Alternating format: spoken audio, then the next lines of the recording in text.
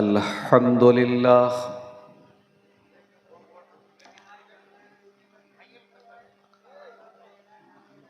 नहमदुहु व नस्तईनुहु व नस्तगफिरुह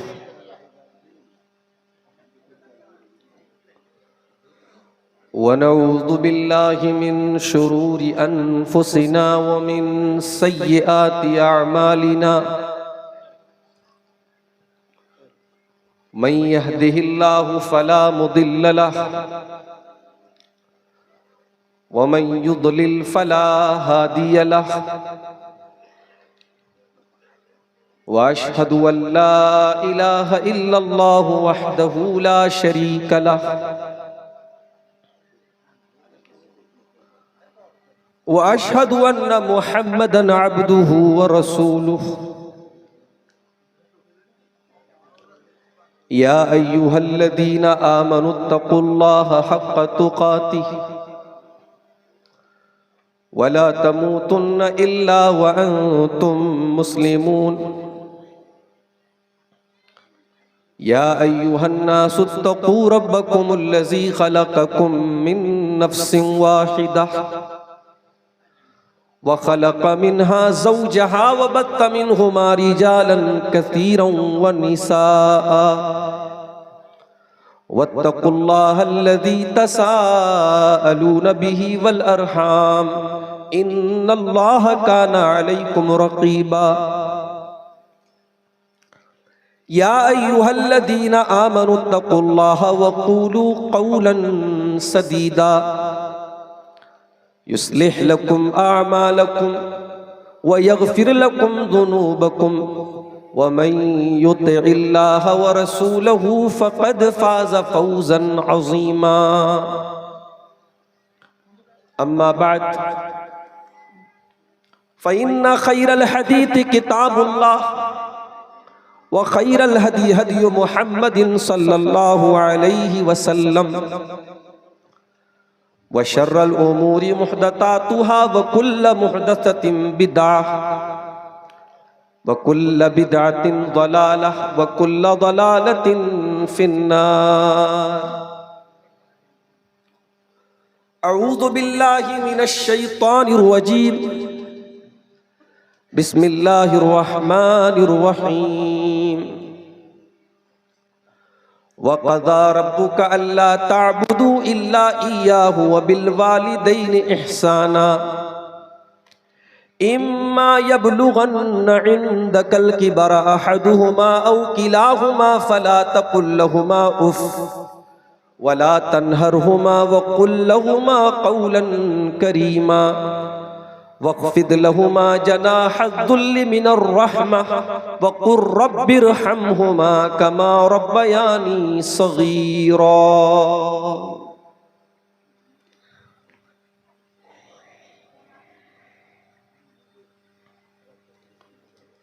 रहे उनकी सुन्नतें मेरे सामने उन्हें देख कर मैं जिया करूं। रहे उनकी सुन्नतें सामने उन्हें देख कर मैं जिया करूं। जहाँ सुन्नतों के दुरूस हो मैं उसी फ़ज़ा में रहा करूं। रुख़े मुस्तफ़ा वो किताब है जो मोहब्बतों का निसाब है।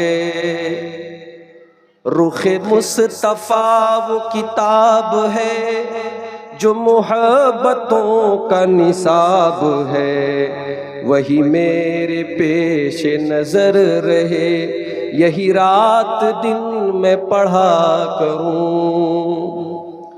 है उन्हीं की सीरत तैयबा मेरी मुश्किलों का इलाज भी।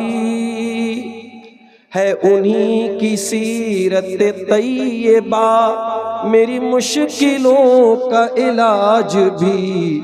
मुझे राह उनकी जो मिल गई तो दुआ करूं भी तो क्या करूं, मुझे राह उनकी जो मिल गई तो दुआ करूं भी तो क्या करूं। मेरे रब ये करम ही तो है तेरा, तूने उनका उम्मती मुझे कर दिया। तेरा शुक्र रब्बे करीम जो मैं करूं तो कैसे अदा करूं। ऐ इलाहे अर्ज़ो समा कभी मुझे तू बुला उनके दयार में। ऐ इलाहे अर्ज़ो समा कभी मुझे तू बुला उनके दयार में। जहाँ मुस्तफ़ा का दयार है मैं वहीं पे जाके बसा करूं। जहाँ मुस्तफ़ा का दयार है मैं वहीं पे जाके बसा करूं। मुझे उनकी राह दिखाए जा, यही राह दिल में जमाए जा। मैं भी जामे उल्फत मुस्तफ़ा तेरा नाम लेके पिया करूं। मैं भी जामे उल्फत मुस्तफ़ा तेरा नाम लेके पिया करूं। मुझे अपनी राह चलाए जा, मेरे हौसलों को बढ़ाए जा। तेरी जुस्तुजू मेरी ईद हो, तेरी जुस्तुजू में रहा करूं। मेरी खुल्द ज़ाहिद बेनवा यही मुता यही इल्तिजा। मैं नबी की नात लिखा करूं, मैं नबी की नात पढ़ा करूं। रुखे मुस्तफ़ा वो किताब है जो मोहब्बतों का निसाब है। वही मेरे पेश नजर रहे, यही रात दिन में पढ़ा करूं।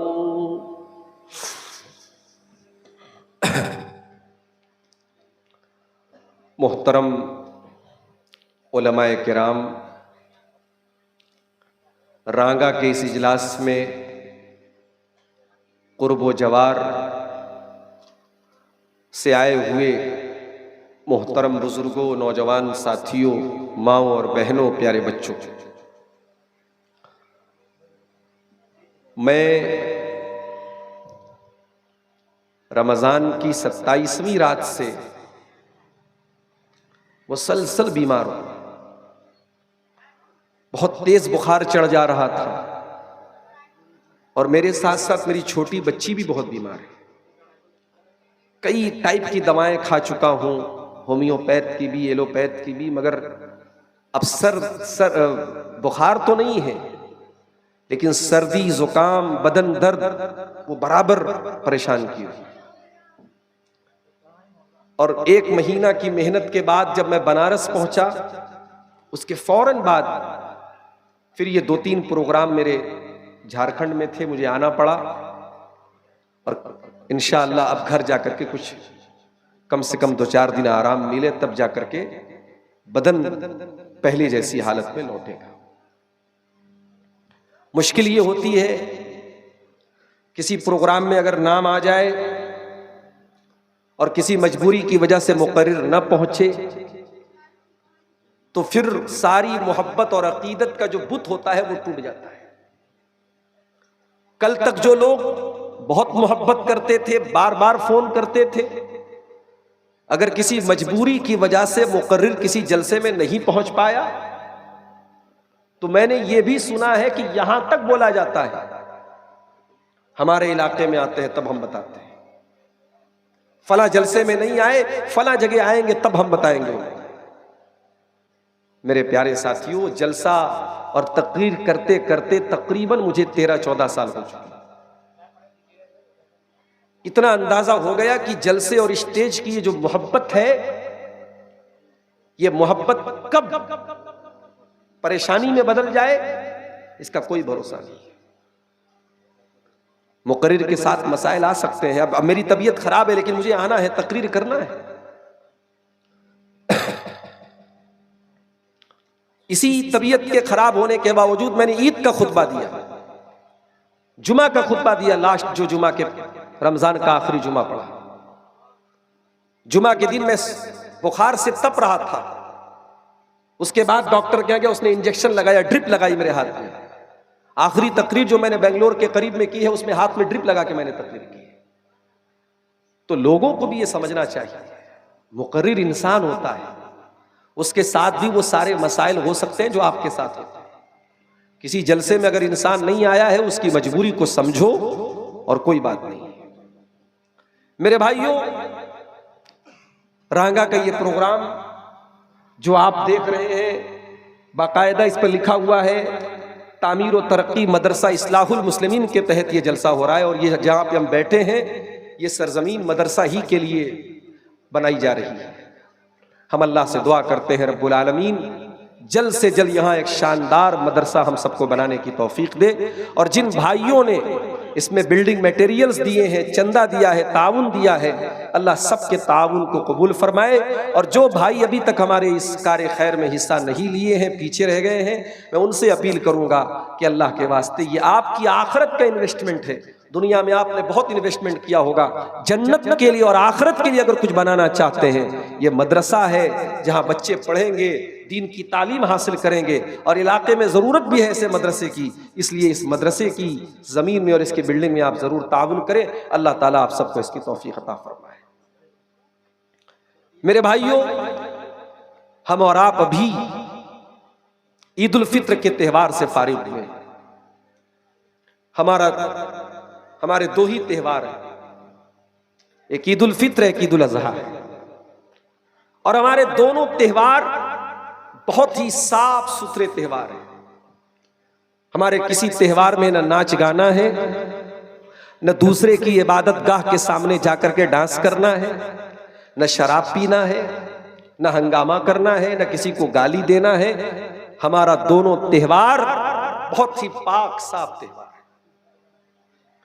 ईद का त्यौहार आया, दुनिया के करोड़ों मुसलमान ईदगाह पहुंचे। हुकूमत ने उत्तर प्रदेश में आदेश जारी कर दिया, सड़क पे नमाज नहीं पढ़ सकते। मुसलमान ने कानून नहीं तोड़ा। मुसलमान पलट के पूछ सकता था। सारे मजहब वालों के लिए सड़क पर इबादतें हो सकती हैं, जुलूस निकल सकते हैं, यात्राएं निकल सकती हैं। सावन के महीने में बनारस से इलाहाबाद का, प्रयागराज का जो हाईवे है, एक तरफ का रास्ता पूरा ब्लॉक हो जाता है। तब तो मुसलमान ने नहीं कहा कि साहब आप तो सड़क पर अपनी इबादत कर रहे हैं। जब भारत का संविधान ये कहता है कि भारत में मजहब के आधार पे, धर्म के आधार पे किसी के साथ कोई भेदभाव नहीं होगा, तो कैसे ये भेदभाव हो रहा है? इसी भारत के एक स्टेट में ऐलान किया गया कि ईद की छुट्टी कैंसिल कर दी जाती, ईद पर छुट्टी नहीं होगी।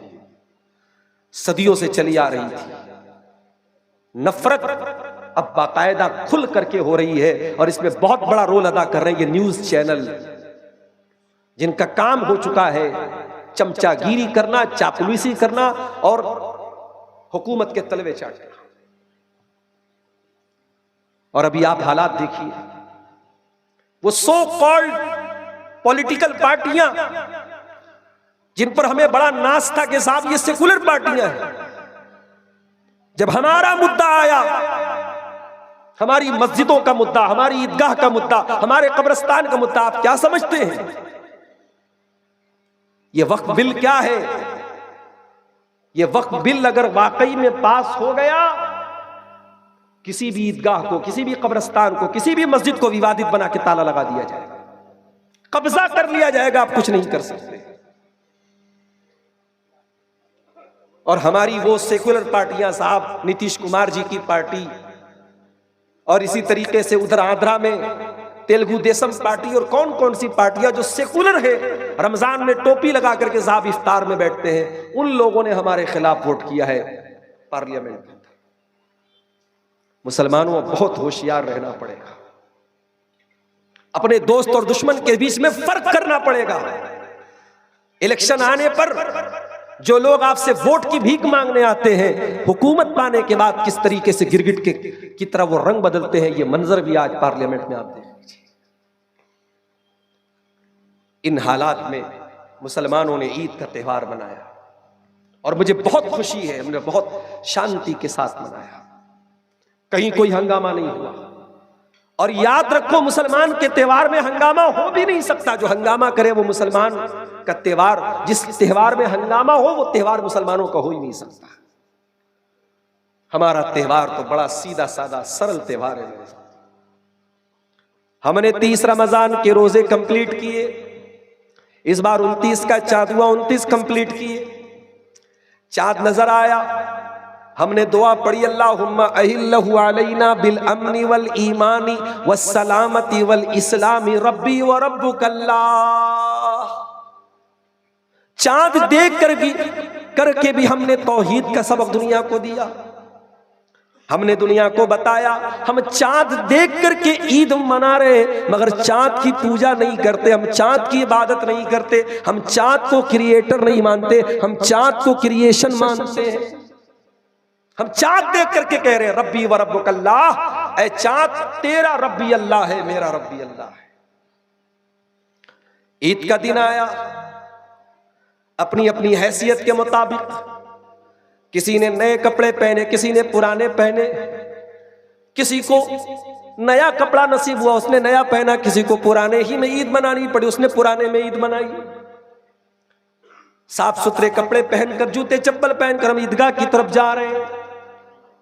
ईदगाह में जाने के टाइम भी हमारी जबान पर कौन सा नगमा है, हम अपनी तारीफ नहीं कर रहे, अपने कपड़े की तारीफ नहीं कर रहे, अपने जूते की तारीफ नहीं कर रहे, हम ईदगाह में जाने के टाइम भी अल्लाह की तारीफ करके जा रहे हैं। अल्लाहु अकबर, अल्लाहु अकबर, ला इलाहा इल्लल्लाह, वल्लाहु अकबर वलिल्लाहिल हम्द। हम ईदगाह में पहुंच करके भी अल्लाह की तारीफ कर रहे हैं। अल्लाहु अकबर। 2 रकात नमाज पढ़ी हमने ईदगाह की के अंदर, ईद की नमाज, और सारी दुनिया को यह मैसेज दिया हम मुसलमान हैं, एक अल्लाह के आगे सर झुकाने वाले हैं। तुम जुल्म करते रहो, कभी सड़क पर नमाज का मसला निकाल लो, कभी हमारे ऊपर झूठे केस लगा दो, मजलूम और गरीब मुसलमानों की दुकानों और मकानों पर बुलडोजर चला दो, मगर अल्लाह की तौहीद की आवाज मुसलमान कभी नहीं छोड़ेगा। जब तक मुसलमान इस दुनिया में मौजूद है, एक अल्लाह की तौहीद की आवाज बाकी रहेगी, ला इलाहा इल्लल्लाह की आवाज बाकी रहेगी। हमने ईद की नमाज पढ़ के ये मैसेज दिया है दुनिया को मेरे साथ। और मेरे पास वो वीडियो भी आया फलस्तीन की सरजमीन का, पीछे मकान टूटे पड़े हैं, बमों के धमाके की वजह से सारा मोहल्ला टूटा पड़ा है, सारे मकान टूटे पड़े हैं। रांगा वालों, आप तो ईद की चांद रात को अपने बच्चों के लिए चप्पल खरीद रहे थे। मेरी माओ बहनों, तुम तो अपने लिए बालों में लगाने वाली हेयर बैंड और हेयर क्लिप और कान में पहनने वाली ईयर रिंग और नाक में पहनने वाली नथनी और हाथों में पहनने वाली चूड़ियां और कंगन खरीद रही थी। और उधर फलस्तीन की सरजमीन पर, गाजा की सरजमीन पर वो छोटे छोटे बच्चों के चीथड़े उठा रहे थे। वहां के बच्चों के चीथड़े उड़ रहे हैं, औरतों के चीथड़े उड़ रहे हैं, मगर वल्लाह उनके हौसले की दाद देनी पड़ेगी, उनकी हिम्मत की दाद देनी पड़ेगी, उनकी जवांबर्दी की दाद देनी पड़ेगी। मकान टूट गए हैं, बच्चे मर चुके हैं, घर टूट चुका है, दिल नहीं टूटा, हौसला नहीं टूटा। ईद की नमाज पढ़ रहे हैं, मकान टूटे पड़े हुए हैं, रहने को ठिकाना नहीं है, ईदगाह का इंतजाम भी नहीं है, वहीं जमीन पर अपना अपना मसल्ला बिछा करके ईद की नमाज पढ़ी जा रही है। उनका वीडियो देखकर मेरे प्यारे साथियों, कौन सा दर्दमंद मुसलमान है जिसकी आंख से आंसू ना जाए। इन गरीब फलस्तीनी भाइयों को भी कभी याद कर लिया करो मेरे साथी, इस ईद की खुशी में उनको भी याद कर लो मेरे साथी। आप अपने घर में बैठ करके सेवैयां खा रहे हैं, मिठाई खा रहे हैं, उन बेचारों को एक टाइम का खाना भी मुश्किल से नसीब होता है। दुनिया के मुख्तलिफ फलाही इदारे, रफाही इदारे जब वहां पैकेट से लेकर के पहुंचते हैं, हवाई जहाज से, हेलीकॉप्टर से, छोटे छोटे बच्चे दौड़ पड़ते हैं, कई दिनों के बाद उनको खाना मिलता है। ये जिंदगी भी वो गुजारते हैं मेरे प्यारे साथी। अल्लाह हमारे उन फलस्तीनी भाइयों की मदद फरमाए। दो चीजें हमेशा अपनी जिंदगी में याद रखो मेरे साथी, जो मिला है उस पर अल्लाह का शुक्र अदा करते रहो, और जो नहीं मिला है अल्लाह से मांगते रहो। ये दो काम करते रहोगे तो अल्लाह से जो ताल्लुक है, जो रिलेशन है, वो बना रहेगा। अल्लाह से अपना ताल्लुक मजबूत करना है, ये दो काम शुरू कर दो। जो मिला है उस पर अल्लाह का कंटिन्यू शुक्र अदा करते रहो। अरे तुमको बहुत कुछ ऐसा मिला है जो दुनिया को नहीं मिला है। अगर आप अपने गुर्बत पर परेशान है कि साहब हम बड़े गरीब हैं, हमारा घर बड़ा छोटा मोटा है, हमारे घर में टाइल नहीं है, मार्बल नहीं है, अल्लाह का शुक्र अदा करो। दुनिया में करोड़ों लोग ऐसे जिनके पास घर ही नहीं है। अगर आपको यह लगता है कि साहब हमारे घर में देसी चिकन नहीं बनता, हमारे घर में बेहतरीन बिरयानी नहीं बनती, हमारे घर में अच्छा खाना नहीं बनता, दुनिया के करोड़ों लोग ऐसे हैं जिनको खाना ही नसीब नहीं होता है, जिनके बच्चे भूख की वजह से मर जाते हैं, जिनकी औरतें भूख की वजह से अपना जिस्म बेच देती, अपनी इज्जत का सौदा कर लेती। जो मिला है उस पर अल्लाह का शुक्र अदा करो मेरे साथ, और जो नहीं मिला है अल्लाह से मांगते रहो, दुआएं करते रहो। ये दो काम कर लो, इंशाअल्लाह अल्लाह से ताल्लुक बहुत मजबूत हो जाएगा। आज की तकरीर में मैं आपके सामने कुरान के 15वें पारे से सूरे बनी इसराइल की आयत नंबर 23 से लेकर के 29 तक अल्लाह ताला ने 15 बातें बयान की। उन्हीं 15 बातों को मैं बयान करूंगा और उसके बाद मैं आपसे इजाजत ले लूंगा। तबीयत वैसे भी बहुत अच्छी नहीं है, बहुत लंबी तकरीर करने का प्लान नहीं है। टू द पॉइंट बात कुरान की का 15वां पारा है, 15 बात है। ये 15 बातें अगर आपने समझ लिया, इस पर अमल कर लिया, समझो आपने पूरे दीन को समझ लिया। चलिए कुरान का 15वां पारा खोलते हैं। पहली बात, 15 बातों में पहली बात, वक़ज़ा रब्बुका अल्ला ताबुदू इल्ला इय्याह। तुम्हारे परवरदिगार का यह फैसला है कि इबादत करो तो अल्लाह की करो, अल्लाह के साथ किसी को शरीक न करो, अल्लाह का मकाम किसी और को न दो, अल्लाह के सिवा किसी और के आगे हाथ न फैलाओ, अल्लाह के सिवा किसी और के आगे सर न झुकाओ। दुनिया का सबसे बड़ा पाप क्या है? यही शिर्क है। और आज अफसोस की बात यह है, हमें यह मालूम हो जाए कि भाई हमारा पड़ोसी शराब पीता है, अपनी सगी माँ के साथ, अपनी सगी बहन के साथ जिना करता है, हमारा खून खौल जाए, इतना बड़ा पाप करता है। और आपके आसपास में शिर्क की भरमार है। कहीं कब्र पे सजदा हो रहा है, कहीं सूअर की इबादत हो रही है, कहीं कुत्ते की इबादत हो रही है, कहीं शर्मगाह की इबादत हो रही है, कहीं पत्थर के आगे हाथ जोड़ा जा रहा है, और आपको कोई फर्क नहीं पड़ता। जबकि जिना से बड़ा पाप शिर्क करना है। अपनी सगी बहन, अपनी सगी माँ के साथ जिना करना उतना बड़ा पाप नहीं है जितना बड़ा पाप अल्लाह के साथ शिर्क करना है। जिना करने वाले की अल्लाह क्या माफी हो सकती है? कत्ल करने वाले की माफी हो सकती है, चोरी करने वाले की माफी हो सकती है, लेकिन शिर्क करने वाला अगर बगैर तौबा किए दुनिया से चला गया, अल्लाह ताला क्या उसकी माफी होने वाली नहीं है। ये किसका ऐलान है? खुद अल्लाह का ऐलान है। इन्नल्लाह ला यगफिरु अन युशरक बिही व यगफिरु मा दून ज़ालिका लिमन यशा। अल्लाह ताला शिर्क को माफ नहीं करेगा, शिर्क से नीचे के जो गुनाह हैं वो माफ हो जाएंगे। इन्नहु मन युशरिक बिल्लाहि फक़द हर्रमल्लाहु अलैहिल जन्नह व मअवाहुन नार व मा लिज़्ज़ालिमीन मिन अंसार। जो अल्लाह के साथ शिर्क करेगा और उसी हालत में मर जाएगा, अल्लाह ने जन्नत उसके ऊपर हराम कर दी, वो हमेशा जहन्नम में रहेगा और उसका कोई मददगार नहीं होगा। इतना बड़ा पाप है शिर्क करना। मुसलमानों, आज कितने करोड़ मुसलमान हैं जो तौहीद का मतलब भी नहीं जानते, शिर्क का मतलब भी नहीं जानते। आप पाकुड़ में रहते, शायद आपको बहुत चीजें ना मालूम हो।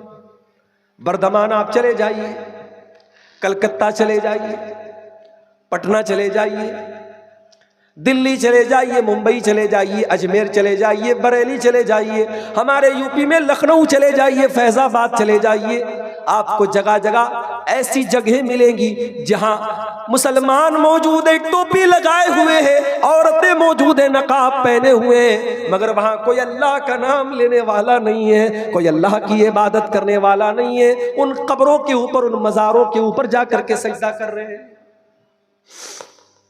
जिस अमल पर अल्लाह के नबी ने लानत की है अपने इंतकाल के टाइम, जिस अमल के बारे में नबी ने इंतकाल के टाइम कहा, लानल्लाहुल यहूद वन नसारा इत्तखज़ू कुबूर अंबियाइहिम मसाजिद, अल्लाह की लानत हो यहूद और नसारा के ऊपर, उन्होंने अपने नबियों की कब्रों को के ऊपर सजदा करना शुरू कर दिया।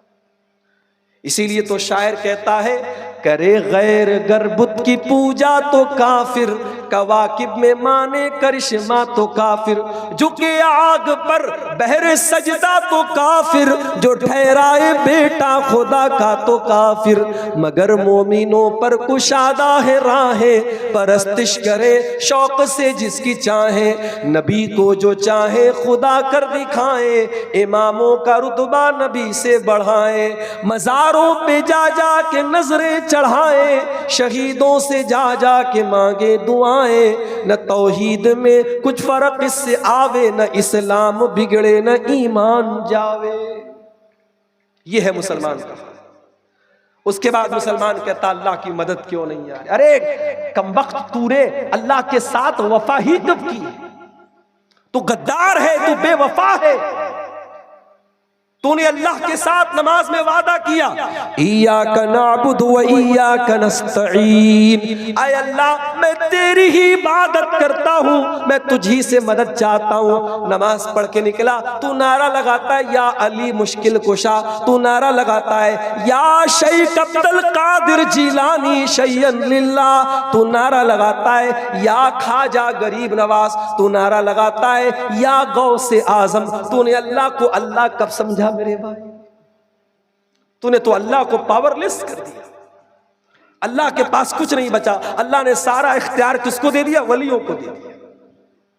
ये है सबसे बड़ा पाप, इसको अल्लाह ने सबसे पहले बयान किया। वक़ज़ा रब्बुका अल्ला ताबुदू इल्ला इय्याह, तुम्हारे रब का ये फैसला है, इबादत करो तो उसी की करो, उसकी इबादत में किसी को शरीक न करो। उसके बाद दूसरी चीज, व बिल वालिदैन इहसाना, और अपने वालिदैन के साथ, अपने माता पिता के साथ, अपनी माँ के साथ, अपने बाप के साथ हमेशा तू एहसान कर, भलाई कर, जबान से, हाथ से, माल से, पैसे से, हर तरीके से तू उनको खुश कर।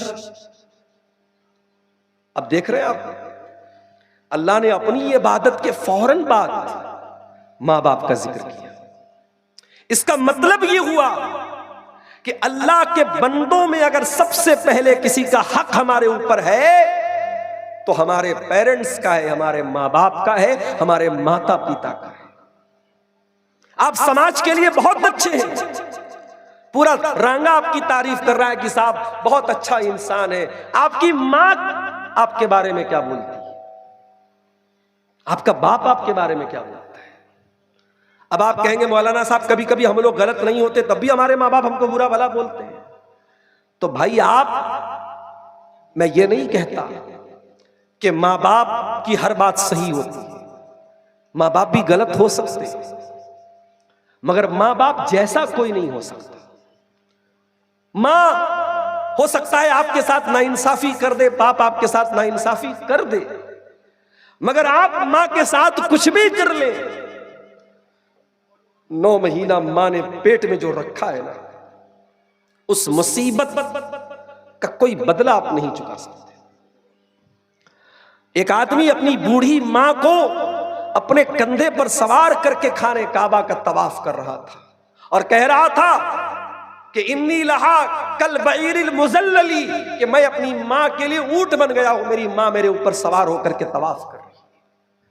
उसने हजरत उमर से कहा, ऐ उमर, आज मैंने अपनी पीठ को अपनी माँ की सवारी बना दिया। मेरी माँ ने मेरी पीठ पर बैठ करके खाने काबा का तवाफ कर लिया, उम्रा कर लिया, हज कर लिया। ऐ अमीरुल मोमिनीन, ऐसा लगता है कि आज मैंने अपनी माँ का हक अदा कर दिया। कहा, रे जालिम, तू माँ का हक अदा करने की बात करता है। वला बेज़फ़रतिन वाहिदा, तेरी माँ ने जब तुझको जन्म दिया था, जब अपने पेट से तुझको बाहर निकाला था, तुझको पैदा किया था, जब तेरी माँ की ज़बान से जो चीख की आवाज निकली थी, जो दर्द की आवाज निकली थी, अभी तो तूने उस आवाज का भी हक अदा नहीं किया है। बड़ी संकट, बड़ी मुसीबतें झेलती है हमारी माएँ हमारे लिए। हम खाना खा लें, माँ भूखी रह जाती है। पैदा होने के बाद तो कितने दिन ऐसा होता है, बच्चा रात रात भर जागता है, रोता है, माँ बेचारी अपनी नींद कुर्बान करती है। आप कर सकते हैं क्या? आज आप जवान, बूढ़ी माँ है घर में, उसको रात में खांसी आने लगे, 5 मिनट खांसी आ जाए, 10 मिनट खांसी आ जाए, आपका पारा चढ़ने लगेगा। आप जाकर के बोल देंगे, माँ तू कहीं और चली जा, क्यों? मेरी नींद खराब कर रही है। आप बोल देंगे ऐसा, माँ कभी नहीं बोलती। बच्चा रात में 10 बार रोएगा, 10 बार माँ बेचारी उठेगी, बच्चे के गीले बिस्तर को चेंज करेगी, बच्चे का पाखाना और पेशाब साफ करेगी, गीले बिस्तर पे खुद सो जाएगी, बच्चे को नहीं सोने देगी। अच्छा, माँ की मोहब्बत तो सबको नजर आती है, बाप की मोहब्बत नजर नहीं आती। माँ पेट में रखती है तो माँ का ज्यादा नाम आता है, माँ दूध पिलाती है तो माँ का ज्यादा नाम आता है। अरे ये उंगली पकड़ के चलना किसने सिखाया? ये जो तेरे बदन में ताकत आई, ये जो समझदारी आई, ये अच्छे बुरे की तमीज आई, किसने सिखाई तुझे? तेरे बाप ने सिखाई। बाप का एहसान मेरे भाइयों कभी आप चुका नहीं सकते। जमाने की धूप में बाप आपके लिए साया बन के खड़ा रहता है। जिस बच्चे का बाप ना हो, कोई थप्पड़ लगा के चला जाता है, कोई मार के चला जाता है, दुनिया कहती है अरे ये तो यतीम है, इसका कोई बाप नहीं है। बाप का होना बहुत जरूरी है। बाप का साया अगर है तो दुआ करो अल्लाह बाप का साया सलामत रखे। बाप न हो तो बाप की जगह, मां की जगह कोई पूरी नहीं कर सकता। मेरे साथ मुझे याद है, मैं जब बनारस में पढ़ रहा था जामिया सल्फिया में, तकरीर करने का शौक तो तब भी था, पढ़ाई के दौर से ही तकरीर का शौक था। तो बनारस में जब कहीं जलसा होता था, प्रोग्राम होता था, तो मेरे अब्बा जो थे वो जलसे के जो नाजिम होते थे उनसे अकेले में जाके मिलते थे कि मेरे बच्चे को 5 मिनट का टाइम दे। कहीं टाइम मिलता था, कहीं नहीं भी मिलता था। कभी कभी जलसे वाले बहुत भाव खाते थे, नहीं नहीं हम नहीं टाइम देंगे, हमारे यहाँ बहुत सारे मौलाना लोग आ रहे हैं, बड़ा प्रोग्राम है, हम आपके बच्चे को टाइम नहीं देंगे। लेकिन मेरे वालिद वो जाते थे और जलसे वालों से जाकर के बात करके टाइम लेते थे। और मुझे याद है आज भी, वो जमाना यूट्यूब का नहीं था, जब मैं तकरीर कर लेता था और उस जलसे की रिकॉर्डिंग होती थी, और उस जमाने में टेप रिकॉर्डर के कैसेट चलते थे, मेरे वालिद जाकर के पता करते थे कि कैसेट कहां मिलता है, और उस कैसेट को वो घर में ला करके टेप रिकॉर्डर में बार बार वो 5 मिनट की 10 मिनट की मेरी तकरीर को बार बार सुनते थे। मैं कभी मदरसे से आता, मैं देखता कि मेरे वालिद एक ही तकरीर को बार बार क्यों सुन रहे हैं। वो वालिद की मोहब्बत होती थी मेरे साथ। मैं जब जामिया सल्फिया बनारस में पढ़ता था, एक दौर मैंने वो भी देखा, घर में गुर्बत का माहौल था। कभी ऐसा भी हुआ, सुबह सवेरे उठा, नाश्ते में कुछ नहीं है, माँ ने चाय बनाई, चाय के साथ एक रोटी भिगोई, चाय रोटी खाई, चल दिए मदरसे। हमारे माँ बाप हमें पढ़ाने के लिए, लिखाने के लिए, हमें तरक्की देने के लिए अपनी जिंदगी कुर्बान कर देते हैं मेरे साथी। जब हम तरक्की पर पहुंच जाएं तो कभी अपने माँ बाप को न भूले मेरे भाई। इस लायक बनो कि जब दुआ के लिए हाथ उठाओ तो जबान पर यह दुआ जरूर आए, रब्बिरहमहुमा कमा रब्बयानी सगीरा, परवरदिगार मेरे माँ बाप पर रहम फरमा, जिस तरीके से बचपन में उन्होंने मुझे पाला है। मैं फिर कह रहा हूं, जरूरी नहीं है कि माँ की हर बात सही हो, बाप की हर फैसला सही हो। उनके फैसलों से इख्तलाफ कर सकते हैं आप, अदब के साथ, तमीज के साथ, लेकिन आप उनकी खिदमत मत छोड़िए, उनका अदब मत छोड़िए, उनका ख्याल करना मत छोड़िए। आपकी वजह से उनकी आंखों में कभी आंसू ना आए, इस बात की जरूर कोशिश कीजिए मेरे साथी। कुरान कहता है वबिल वालिदैनि इहसाना, अल्लाह का दूसरा हुक्म यह है अपने माता पिता के साथ तुम अच्छा सलूक करो। इम्मा यबलुगन्ना इंदकल किबर अहदुहुमा औ किलाहुमा फला तकुल लहुमा उफ्फिन वला तनहरहुमा। जब तुम्हारे माँ बाप में से कोई एक बूढ़ा हो जाए या दोनों बूढ़े हो जाए, अल्लाह ने एक का जिक्र पहले किया, यानी एक बूढ़ा हो जाए, एक अल्लाह के पास चला जाए। माँ चली गई, बाप बचा, बाप चला गया, माँ बची। अगर एक बचा है या एक बची है, उसका ज्यादा ख्याल रखो। कल दोनों थे, कोई कमी हुई, कोई बेशी हुई, दोनों ने एक दूसरे के साथ सुख दुख बांट लिया। अब माँ चली गई, बाप अकेला बचा, बाप किससे बोलेगा? बाप चला गया, माँ बची, माँ को तकलीफ हुई, माँ किससे बोलेगी? अकेले बैठ करके आंसू बहाएगी। तो जो अकेला बचा है, कुरान उसका पहले जिक्र करता है। इम्मा यबलुगन्ना इंदकल किबरा अहदुहुमा, जब तुम्हारे माता पिता में से कोई एक बूढ़ा तुमको मिल जाए या दोनों बुढ़ापे में मिल जाए, फला तकुल लहुमा उफ्फिन, तो उनको उफ भी न कहना, उनको उफ भी न कहना। वला तनहरहुमा, उनको डांटना नहीं। वकुल लहुमा कौलन करीमा, उनसे अदब से बात करना, तमीज से बात करना। अल्लाह ने ये नहीं कहा अच्छे तरीके से बात करना, अल्लाह ने कहा कौलन करीमा, यानी तुम्हारी बात इतनी प्यारी हो कि तुम्हारी बात करीम बन जाए। करीम बोलते हैं अरबी में एक्सीलेंट को, इसको हिंदी में बोल सकते सर्वोत्तम, बंगला में भी आप बोल सकते सबसे भालो, सबसे अच्छी। यानी तुम्हारा जो वक्तव्य है अपने माँ के साथ, अपने बाप के साथ, तुम्हारा जो बोलने की शैली है, तुम्हारा जो बोलने का अंदाज है, तुम्हारी जो बात है, तुम्हारी जो वॉइस है, आवाज है, वो हमेशा सॉफ्ट होनी चाहिए अपनी माता के साथ, अपने पिता के साथ। उसके बाद फरमाया वक़्फ़िज़ लहुमा जनाहज़्ज़ुल्लि मिनर रहमा, और अपने माँ के लिए, अपने बाप के लिए हमेशा अपने आप को बिछा देना, अपने आप को डाउन कर लेना, अपने आप को नीचा कर लेना। माँ से ऊंचा बनने की कोशिश न करना, बाप से ऊंचा बनने की कोशिश न करना। कभी ऐसा भी होता है, बेटा ज्यादा पैसा कमा लेता, बाप से बोलता अरे आपने क्या किया है? मैंने सब बनाया है। अरे तूने सब बनाया, तुझको किसने पैदा किया? तेरे सर में जो ये दिमाग आया, ये दिमाग तुझको किसने दिया?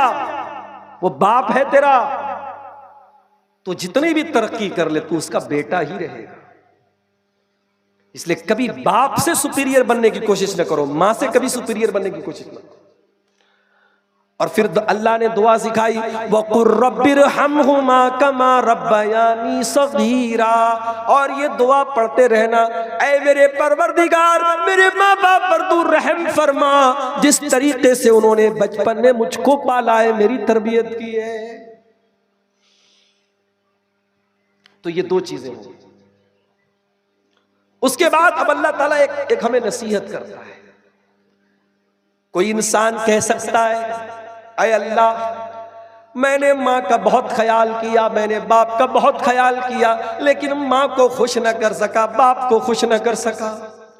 माँ चली गई, बाप चले गए, मुझसे नाराज रहे। अय अल्लाह, मैंने कोई तकलीफ नहीं पहुंचाई।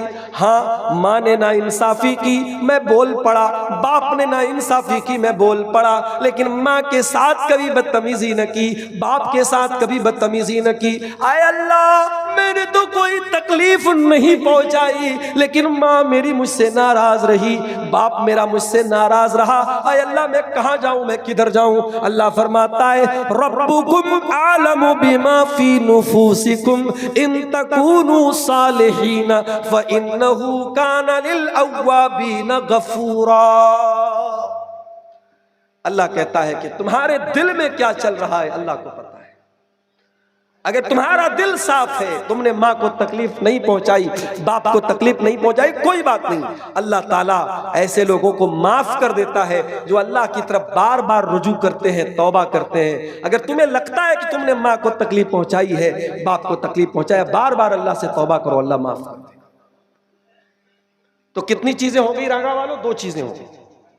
अब आइए तीसरी चीज, वआतिज़ल कुर्बा हक़्क़हु वल मिस्कीन वब्नस सबील।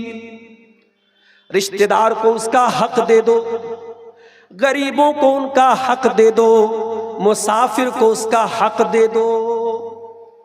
आपको अल्लाह ने दौलत से नवाजा, आपका कोई रिश्तेदार है बेचारा बहुत परेशान है, आप आला बिल्डिंग में रहते हैं, आपका वो गरीब दोस्त, गरीब रिश्तेदार छोटे से मकान में रहता है, मकान जर्जर हो चुका है, मकान गिरने वाला है, टूटने वाला है, वो आपके पास आता, हाजी साहब अल्लाह ने आपको बहुत नवाजा है, मैं आपके चाचा का बेटा लगता हूं, मैं फूफी का बेटा लगता हूं, मामा का बेटा लगता हूं, मैं आपका रिश्तेदार हूं। अरे हाजी साहब मेरा मकान टूट रहा है, गिर रहा है, चंद हजार रुपये दे दो, मैं अपने मकान की मरम्मत कर लूं, ज़कात का दे दो, खैरात का दे दो। मगर आपका दिल इतना कठोर हो चुका है, आप कहते हैं नहीं नहीं मैं तो ज़कात दे चुका हूं, मैं मदरसों में ज़कात देता हूं, यतीमों को ज़कात देता हूं, मस्जिदों की मदद करता हूं, मगर मैं अपने रिश्तेदार को नहीं देता। याद रखो मेरे प्यारे साथियों, अगर ऐसा है तो ये बहुत गलत है। अपनी ज़कात और खैरात जब निकालिए, सबसे पहले अपने रिश्तेदारों में देखिए, और जो ज़रूरतमंद हो उसको ज़कात पहले दीजिए, उसको सदका पहले दीजिए। और मैं ये भी बता दूं, जरूरी नहीं है कि आप ज़कात की रकम बता करके दे, लो भाई ज़कात दे रहा हूं, जरूरतमंद है ले जाके दो, लो भाई कपड़ा ले लेना, बच्चों के लिए चप्पल ले लेना, ईद का त्योहार आ रहा है, बस ये कह के दे दो। आप ज़कात में उसको लिख लो, मगर सामने वाले को बताना नहीं कि ये ज़कात है, जरूरी नहीं है बताना। कुरान कहता अपने रिश्तेदारों को अपना माल दो। ज़कात ही की बात नहीं हो रही है, ऐसे भी अपने माल में से अपने रिश्तेदारों को दो, उनका हक है। वल मिस्कीन और गरीबों को दो, वब्न सबील और जो मेहमान तुम्हारे घर में आए।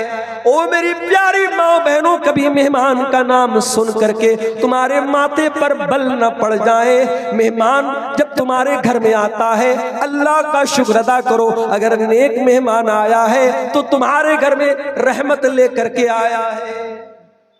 वो शायर का बड़ा मशहूर शेर है, अल्लाह मेरे रिस्क की बरकत न चली जाए, अल्लाह मेरे रिस्क की बरकत न चली जाए, 2 रोज से घर में कोई मेहमान नहीं है। जिस घर में मेहमान नहीं आते उस घर से बरकतें खत्म हो जाती है मेरे साथ।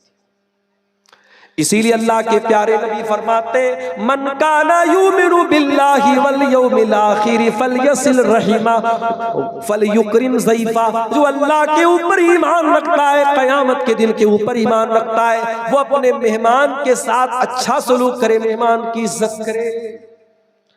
एक मर्तबा अल्लाह के नबी के पास एक सहाबी आए, अरे अल्लाह के नबी बहुत भूखा हूं, कुछ खाने को खिला दीजिए, खाना खिला दीजिए। नबी अकरम ने अपने घर में पूछवाया, कुछ खाने को है? घर से जवाब आया, कुछ नहीं। 9 बीवियां थी, 9 की 9 से जवाब आया, अरे अल्लाह के नबी आज खाने को कुछ नहीं। नबी का घर है, खाने को कुछ नहीं। नबी अकरम ने सहाबा से कहा, मैं युज़य्यिफ़ुनी मैं युज़य्यिफ़ु हाज़ल लैल, मेरे इस मेहमान को आज कौन अपना मेहमान बनाए? अबू तलहा रज़ी अल्लाह तआला अन्हु खड़े हो गए, अय अल्लाह के नबी, मैं आपके मेहमान को अपना मेहमान बनाने को तैयार। घर में जाके पूछा भी नहीं कि सालन कितना बना है, रोटी कितनी बनी है, भात कितना बना है, खाना कितना बना है, कुछ नहीं पूछा, मेहमान को लेकर के पहुंच गए। बीवी से कहा कि रसूल का मेहमान लेके आया। बीवी ने कहा, ऐ मेरे सरताज, आज तो खाना बहुत कम है, हम लोगों के खाने पर भी नहीं, सिर्फ बच्चों के खाने पर का खाना। हाय हाय, दिल हो तो ऐसा हो, कलेजा हो तो ऐसा हो, जज्बा हो तो ऐसा हो। कहा है मेरी बीवी, बच्चों को बहला फुसला के सुला दे, मेहमान को लेके आता हूं, खाने के टाइम प्लेट मेरे सामने भी रख देना, प्लेट मेहमान के सामने भी रख देना, और जब खाने का टाइम आए तो चिराग की बत्ती बुझा देना। अंधेरे में मैं मुंह चलाऊंगा, मेहमान खा लेगा, मेहमान का पेट भर जाएगा, हम दोनों भूखे रह जाएंगे, बच्चे भूखे सो जाएंगे, हमें अल्लाह इसका बेहतरीन बदला देगा। चुनांचे ऐसा ही हुआ। अबू तलहा मेहमान को लेकर के आए, बीवी ने बच्चों को सुलाया, अबू तलहा ने खाली प्लेट सामने रखा, खाने वाली प्लेट मेहमान के सामने रखा, चिराग की बत्ती बुझा दी, मेहमान ने खाना खा लिया, पेट भर गया, अल्लाह का शुक्र अदा किया। सुबह हुई, हजरत अबू तलहा अल्लाह के नबी के पास आए, अल्लाह के नबी ने फरमाया, है अबू तलहा, तुम्हारे बीवी के अमल पर और तुम्हारे अमल पर अल्लाह ताला बहुत खुश हुआ है, और कुरान की आयत नाजिल हो गई, वयुतिरूना अला अनफुसिहिम वलौ कान बिहिम खसासा। मेरे नबी के सहाबा अपना हक कुर्बान करके दूसरों की मदद करते हैं, उनको अपनी हाजत होती है मगर अपनी हाजत को कुर्बान करके दूसरों की मदद करते हैं। ये जज्बा अपने अंदर पैदा कीजिए मेरे साथ। कभी कभी सवाल आता है, मौलवी साहब मेरा फला रिश्तेदार है, बहुत बदतमीजी करता है, क्या करूं, रिश्ता तोड़ दूं? मैं हमेशा यही जवाब देता हूं, आप अपनी तरफ से रिश्ता मत तोड़िए, आप अच्छा सलूक करते रहिए, निभाते रहिए, सामने वाले का दिल एक न एक दिन पसीजेगा मेरे प्यारे साथी। व आतिज़ल कुर्बा हक़्क़हु वल मिस्कीन वब्न सबील, रिश्तेदार को उसका हक दे दो, गरीबों को उसका हक दे दो, मेहमानों को उसका हक दे दो। ये हो गई तीसरी चीज।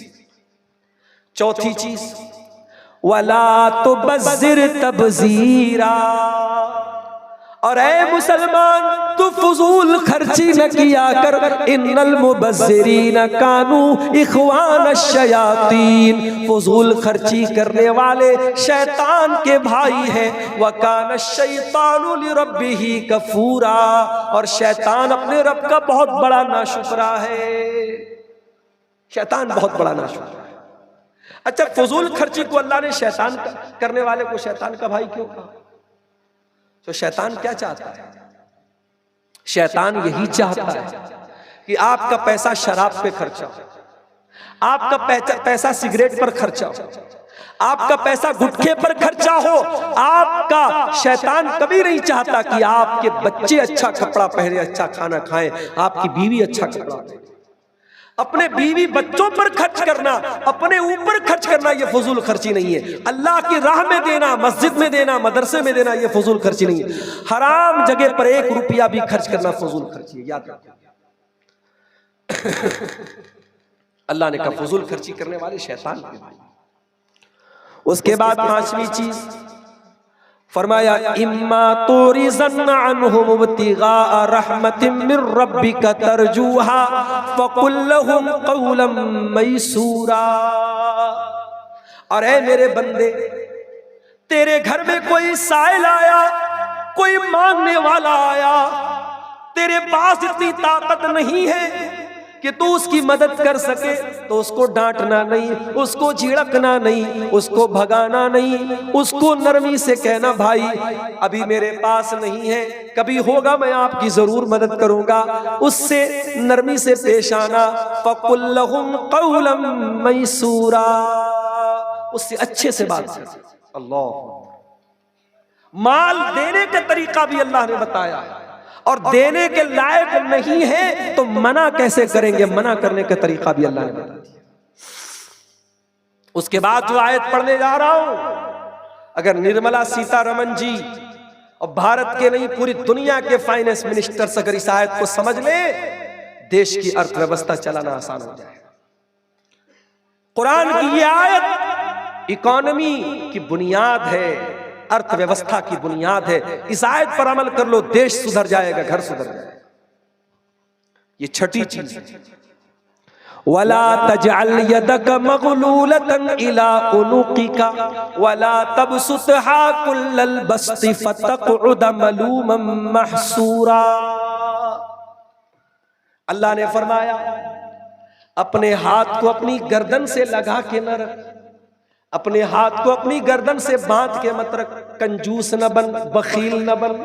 वाला तबसुतहा कुल्लल बस्ती, और अपना पूरा हाथ मत फैला दे, वरना जलील होकर के थक हार के बैठना पड़ेगा। क्या मतलब ये है कि देश के पास पैसा नहीं है तो बिला वजह कर्जा मत लो। घर में पैसा नहीं है, अपने शौक और जरूरतों को मुख्तसर करो, न तो कंजूस बनो और न ही लिमिट के बाहर खर्च करने वाले बनो। दरमियान का रास्ता अपनाओ, बीच का रास्ता। 1992 में हमारा भारत बहुत बड़े फाइनेंशियल क्राइसिस से गुजर रहा था। डॉक्टर मनमोहन सिंह जैसे इकोनॉमिस्ट ने अगर उस वक्त देश को ना संभाला होता तो लोग कहते हैं कि भारत कई सौ साल पीछे चला जाता। भारत का इतिहास हमेशा शुक्रिया अदा करेगा डॉक्टर मनमोहन सिंह का। उन्होंने ऐसे वक्त में देश की अर्थव्यवस्था को संभाला था जब देश बहुत ही नाजुक दौर से गुजर रहा था। मेरे भाइयों, अर्थव्यवस्था को संभालना है तो ये दो उसूल अल्लाह ने बताए, ना तो कंजूस बनो।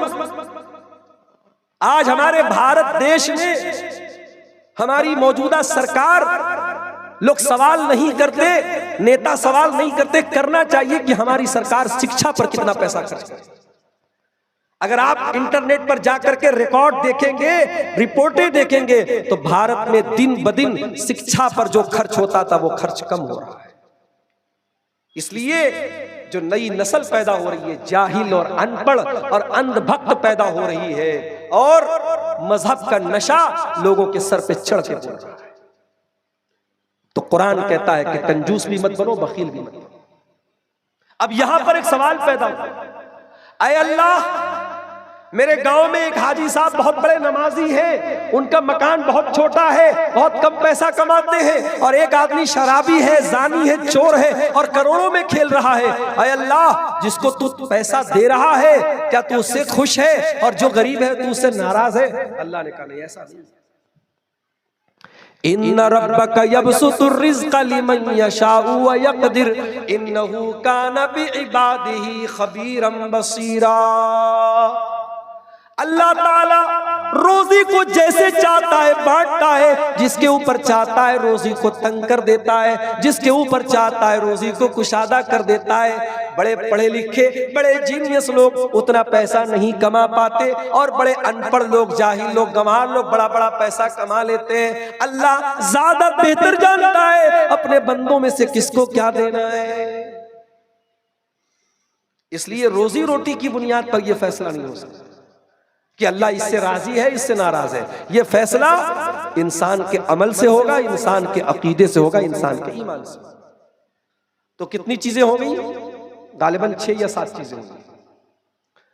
आगे बढ़िए। नंबर 8, वला तक़तुलू औलादकुम खशियता इमलाक। और ऐ ईमान वालों, अपनी औलाद को फाका कशी के डर से कभी कत्ल न करना।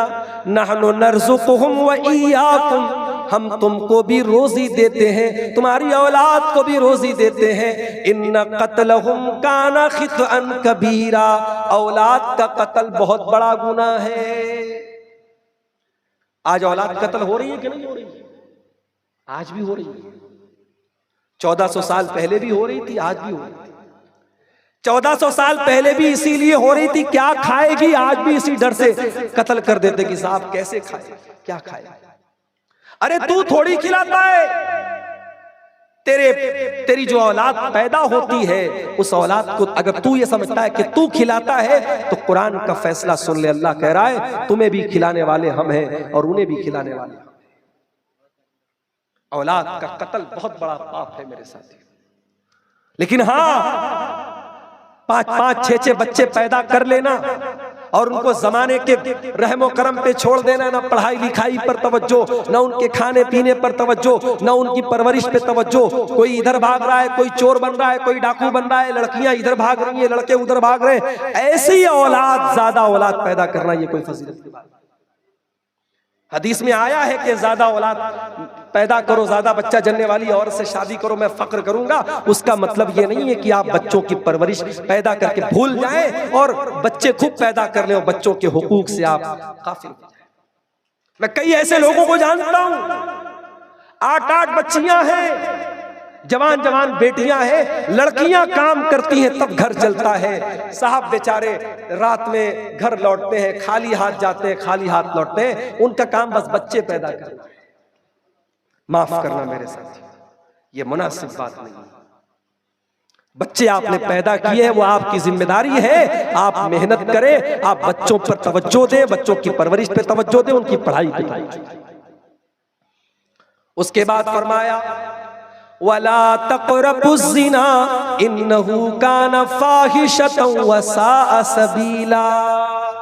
ये नवा हुक्म है कुरान का, ज़िना के करीब न जाना। इन्नहु काना फ़ाहिशतन, ये बड़ा गंदा काम है, व साअ सबीला, और बहुत बुरा रास्ता है। अल्लाह ने रास्ता कहा, रास्ता क्यों कहा? रास्ते में जाना भी होता है, आना भी होता है। ऐ ज़िना करने वाले, तू ज़िना के जिस रास्ते पे चल के जा रहा है, कल तेरे घर भी कोई चल के उसी रास्ते पर आएगा। तू दूसरों की इज्जत लूट रहा है, कल तेरी इज्जत कोई लूटेगा। ज़िना के करीब न जाओ।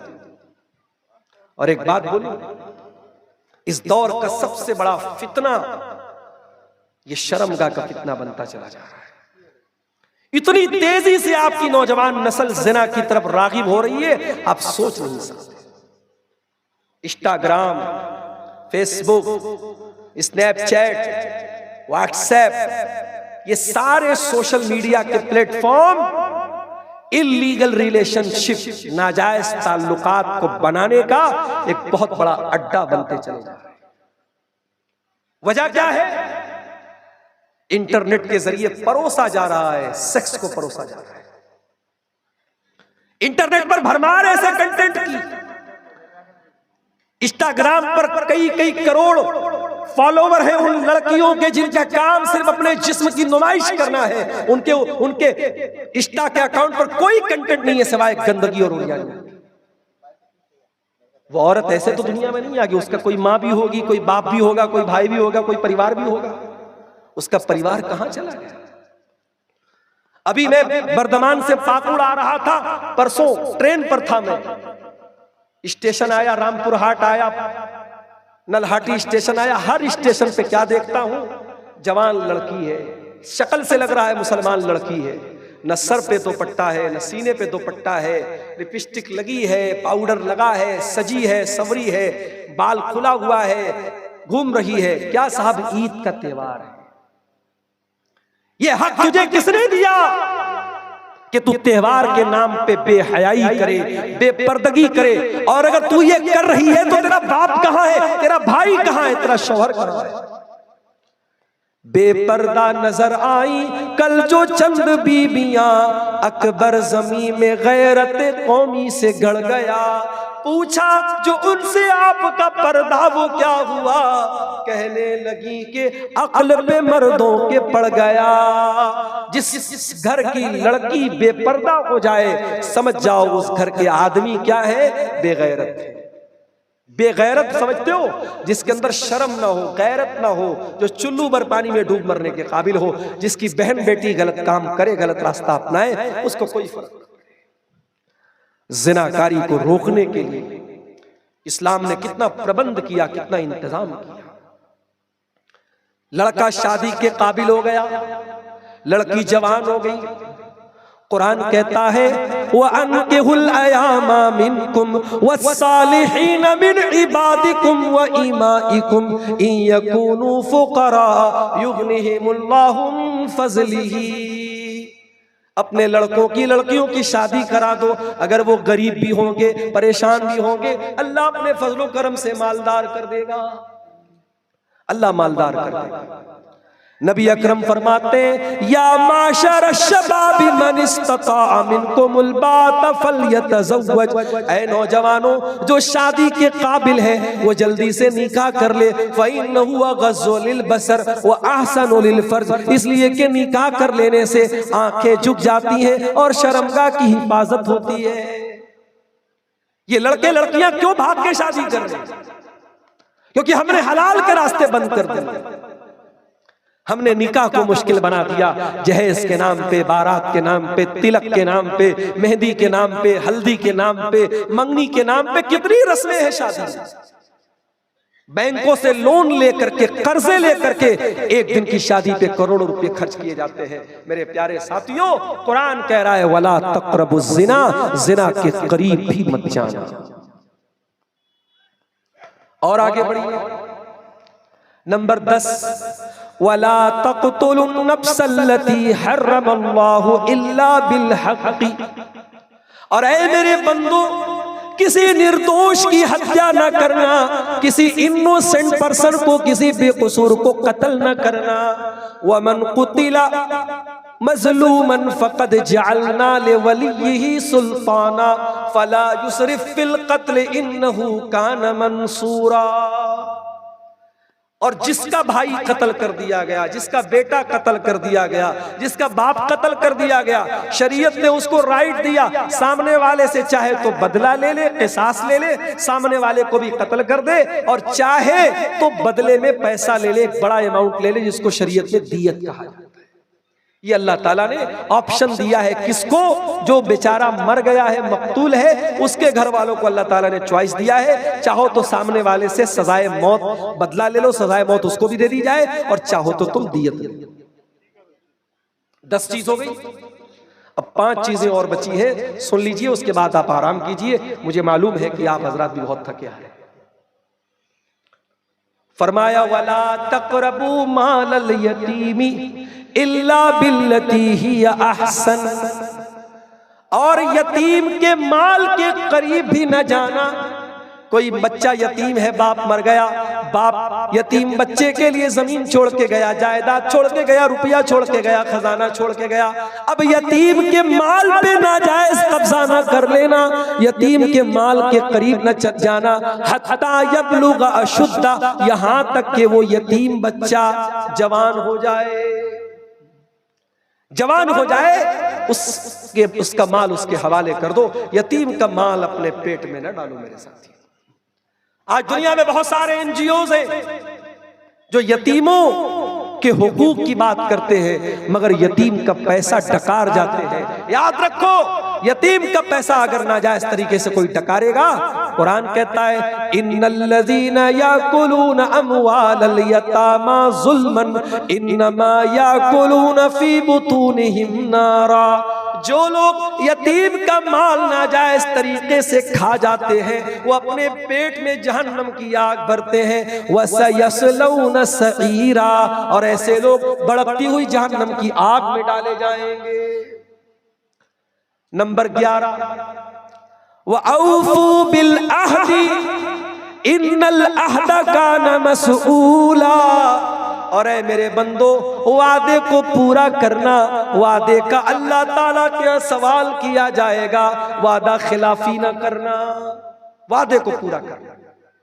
मुसलमान अपने वादे का पक्का बने, अपनी जबान का पक्का बने, उसके वादे पे जान चली जाए, वचन न जाए, वो माहौल मुसलमान का बन जाए। क्यों आज कारोबार में क्यों परेशान है? क्योंकि हमारी जबान की कोई वैल्यू नहीं, हमारे वादे की कोई वैल्यू नहीं। नंबर 12, वइज़ा किल्तुम, और जब तुम सामान तौल करके दो, वज़िनू बिल क़िस्तासिल मुस्तक़ीम, जब तुम सामान तौल करके दो तो सही सही तौल के दो, और अच्छे सही तराजू के ऊपर तौल करके दो, नाप तौल में कमी ना करो। ज़ालिका खैरु व अहसनु तअवीला, यही वो चीज है जिसका अंजाम बेहतर होने वाला है। नाप तौल में कमी करके तुम तरक्की नहीं कर सकते। तुम चोरी करके, डंडी मार के, कारोबार में फ्रॉड करके, धोखा दे करके 4 पैसे कमा भी लोगे तो कल दिन तुम उसको बाकी नहीं रख पाओगे। समाज में जो रेपुटेशन है, जो इज्जत है, वो बर्बाद हो जाएगी। इसलिए कुरान कहता है कि जब तुम सामान किसी को तौल के दो तो इंसाफ के साथ तौलो और सही तराजू दे दो। उसके बाद फरमाया कि ऐ मेरे बंदो, वला तक़फ़ु मा लैसा लक बिही इल्म। नंबर 13, वला तक़फ़ु मा लैसा लक बिही इल्म। और ऐसी चीज के पीछे ना पड़ना जिस चीज की तुमको नॉलेज नहीं है। इन्नस समा वल बसरा वल फुआदा कुल्लु उलाइका कान अन्हु मस्ऊला। तुम्हारी आंखों का भी कयामत के दिन हिसाब होगा, तुम्हारे कानों का भी हिसाब होगा, और तुम्हारे दिल और दिमाग में तुमने क्या ख्यालात लाए उसका भी हिसाब होगा। कान की हिफाजत करो, आंखों की हिफाजत करो, दिल की हिफाजत करो। सोशल मीडिया चलाने वालों, बहुत सारी झूठी खबरें, आज तो एडिटिंग का दौर है। अभी सहारनपुर यूपी के बूढ़े साहब हैं, वो यूट्यूब पर उनके कई मिलियन फॉलोअर हैं। मेरी तकरीरों पर वो होठ चला करके वीडियो बनाते। एक दिन इत्तेफाक से व्हाट्सएप पर मेरे पास मैसेज आया। मैंने कहा कि आप मेरी तकरीर, मेरी आवाज रहती है और आपका होठ उस पर इस्तेमाल होता है। बोले हाँ मौलाना साहब, बहुत दिन से आपका नंबर लेना चाह रहा था और बहुत शुक्रिया आपका अदा करना चाहता हूँ, आपकी तकरीर से बहुत फायदा उठाता हूँ। यानी पूरा उनका चैनल आप उठा के देख ले, तकरीर मेरी है, आवाज मेरी है, चेहरा उनका है, होठ उनका हिल रहा है और बहुत वायरल हो रहे हैं वो साहब। उनके कई मिलियन फॉलोअर हैं यूट्यूब के ऊपर। ये हो रहा है आज के दौर में। आवाज किसी की है, तस्वीर किसी की है। इतने फिल्टर आ रहे तस्वीर में, जवान को बूढ़ा बना दो, बूढ़े को जवान बना दो, आंखें खुली खुली आंखों को बंद आंखें बना दो। तो इस दौर में हमें बहुत होशियार रहने की जरूरत है। जिस चीज की जानकारी नहीं है, जिस चीज के बारे में कन्फर्म इल्म नहीं है, उस चीज के पीछे मत बढ़ो। और दीन का इल्म जब लेने की बात आए तो हमेशा ऑथेंटिक और सही लोगों से दीन का इल्म हासिल। उसके बाद नंबर 14, वला तमशी फिल अर्दि मरहा इन्नका लन तखरिकल अर्द वलन तबलुगल जिबाल तूला।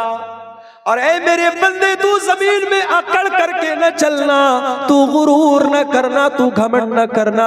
न तू जमीन को फाड़ सकता है, न पहाड़ के ऊपर तू चढ़ सकता है। ऐ इंसान, तू क्यों घमंड करता है, क्यों गुरूर करता है? ऐ इंसान, तू है क्या?